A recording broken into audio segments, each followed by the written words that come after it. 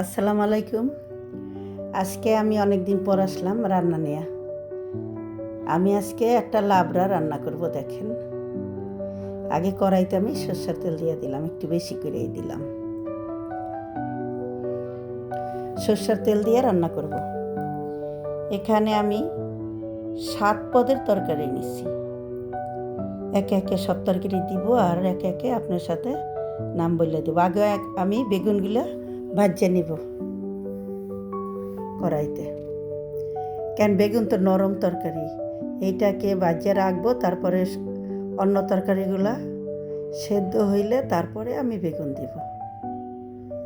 এখানে পাঁচফোড়ন আমি বানাই নিছি নিজে করে। শুকনা মরিচ, তেজপাতা, দারচিনি, এলাচ, যা যা লাগে পাঁচফোড়নের মধ্যে, কালি জিরা, সাদা জিরা, মুড়ি, মেথি সব ওখানে আমার আছে। আমি দেখাবো একে একে। বেগুনগুলি একটু হালকা ভেজে নিব।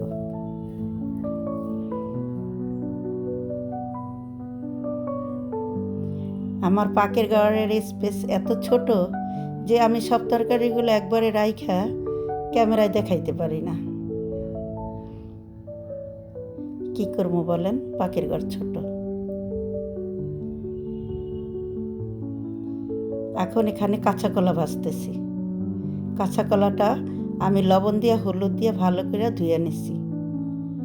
এখন একটু তেলে ভেজে নিব।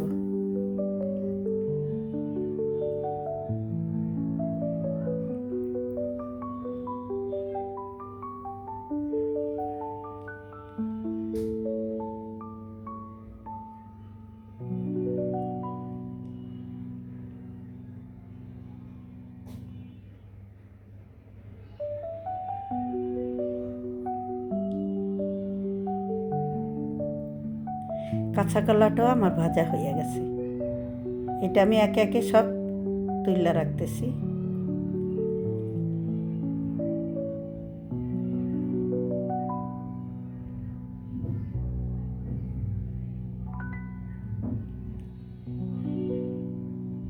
আগে ভাজলাম বেগুন, তারপরে ভাজলাম কাঁচা কলা,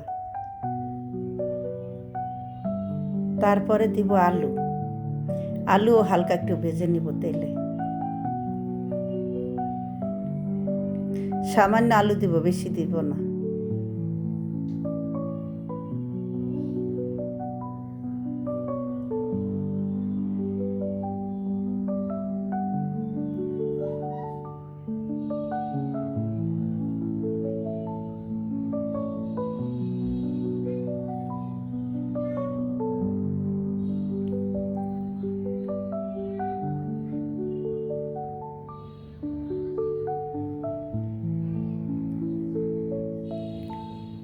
আলু ভাজাটাও আমার হয়ে গেছে।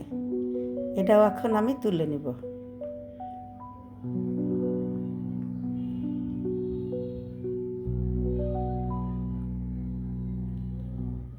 এখন আমি শুকনা মরিচ দিলাম, তেজপাতা দিয়ে দিলাম সাথে,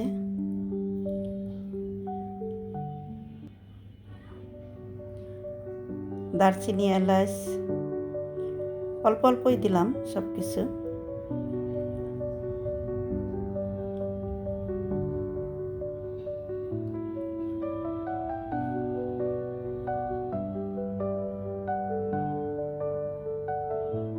এখন এই যে পাঁচফোড়ন দেখেন,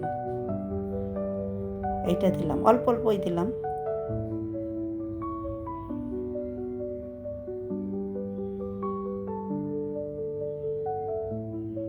মনে করেন আপনি পাঁচফোড়নের প্যাকেট কিনবেন মার্কেট থেকে, একটা কম আছে একটা বেশি আছে। তার থেকে আপনি যদি সব কিছু নিজে কিনা নিয়ে পাঁচফোড়ন বানাইয়া রান্না বান্না করেন তাহলে সবচেয়ে ভালো হয়। আপনার পরিমাণ মতন আপনি সব কিছু দিতে পারবেন।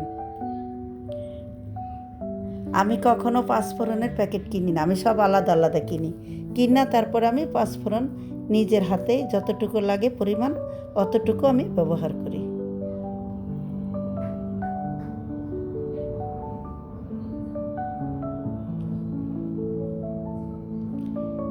আমি এখানে আলু, গাজর, পেঁপে একসাথে, এগুলো একটু শক্ত তরকারি, এইটা একটু আগে দিলাম।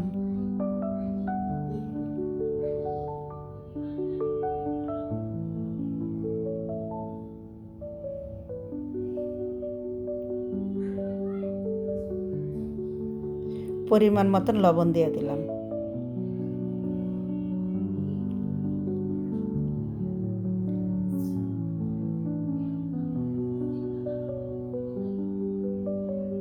এটা ভালোভাবে একটু আমি কষাইয়া নিব।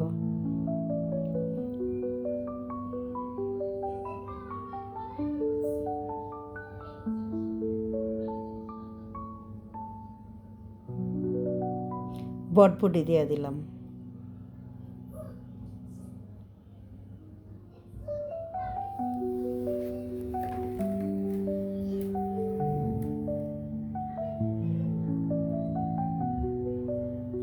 এই তরকারিগুলো একটু সেদ্ধ হইতে সময় লাগবে, সেই জন্য এটা ভালোভাবে আমি কষাইয়া সেদ্ধ করে নিব একটু।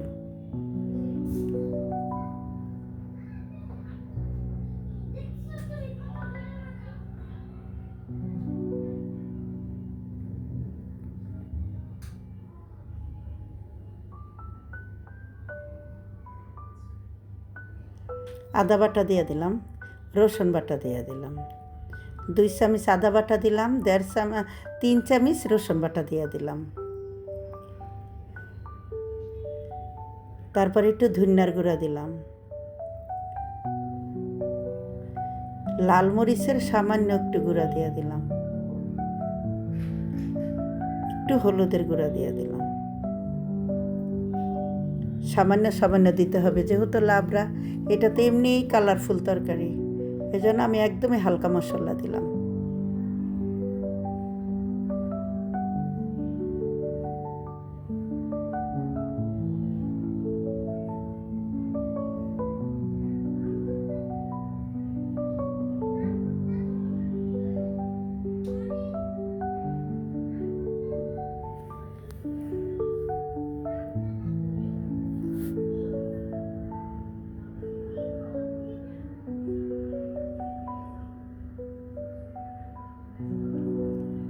এখানে দিয়ে দিলাম ঝিঙ্গা তরকারি,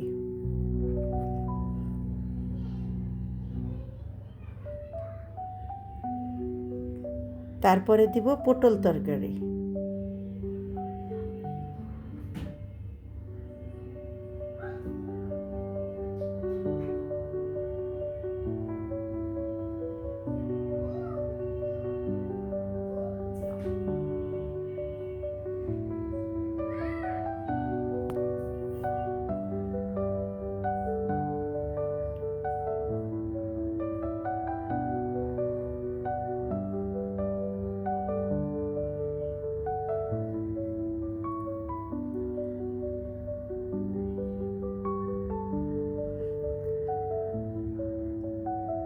দেখেন তরকারিটা অর্ধেকটাই সেদ্ধ হয়ে গেছে, 50% সেদ্ধ হয়ে গেছে।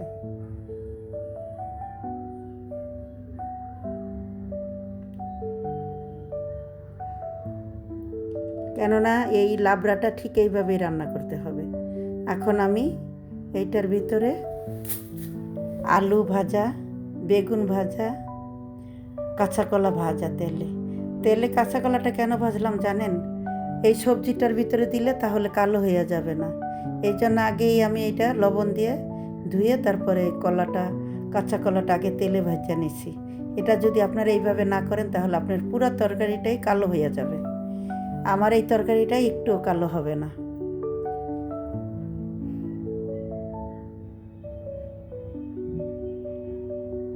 এটার ভিতরে কিন্তু আমি পেঁয়াজ দিইনি, এটা পেঁয়াজ ছাড়া রান্না করতেছি। লাবড়া রান্না করলে কোনো পেঁয়াজ দেয় না।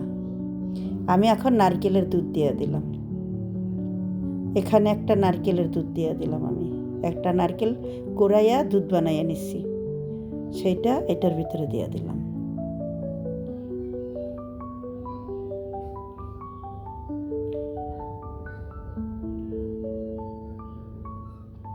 তারপরে সামান্য কিছু চিনি দিয়ে দিলাম, এই 1 চামচের একটু সামান্য বেশি।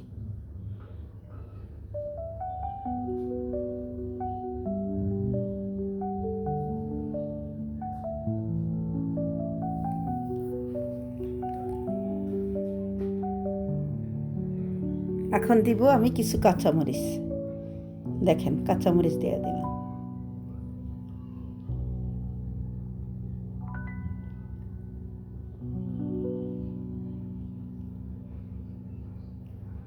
মোটামুটি ভালো সেদ্ধ আমার তরকারি হয়ে গেছে। এখন শুধু মশলা দেওয়ার অপেক্ষা, আর এটা বলক আসবে ভালোভাবে।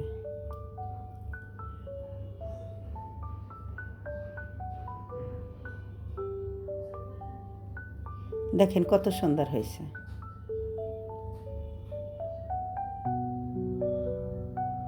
আপনারা ঠিক এইভাবে ঘরে লাবড়া রান্না করে খাবেন, দেখবেন কতটাই হোটেল থেকে কতটাই স্বাদ ভালো হয়, কতটাই ভালো লাগে দেখবেন খাইয়া।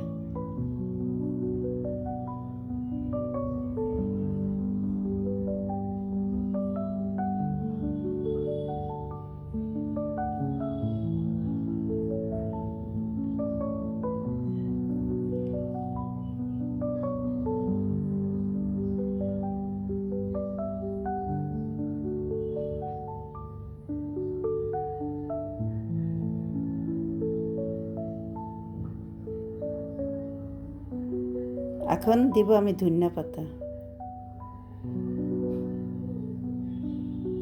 ধনিয়া পাতা দিব, গরম মশলার একটু গুঁড়া যাবে এটার ভিতরে, সামান্য, বেশি না। এই যে আমি গরম মশলা করার গুঁড়া দিয়ে দিলাম, এটা আমার নিজের হাতের করা।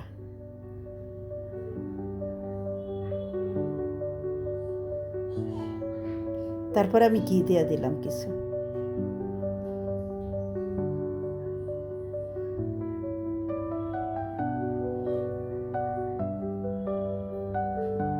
ঘি দেওয়ার পরে আমি একটু ধনিয়া পাতা দিলাম।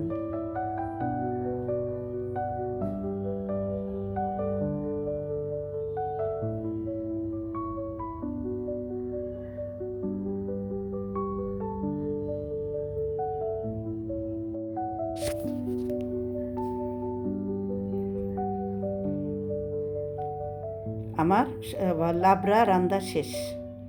দেখেন কত সুন্দর হয়েছে রান্না করা।